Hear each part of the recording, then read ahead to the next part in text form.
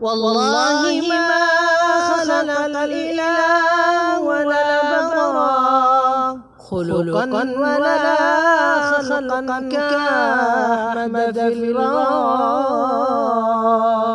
والله ما خلق الإله ولا برا خلقا ولا خلقا كأحمد في الورى.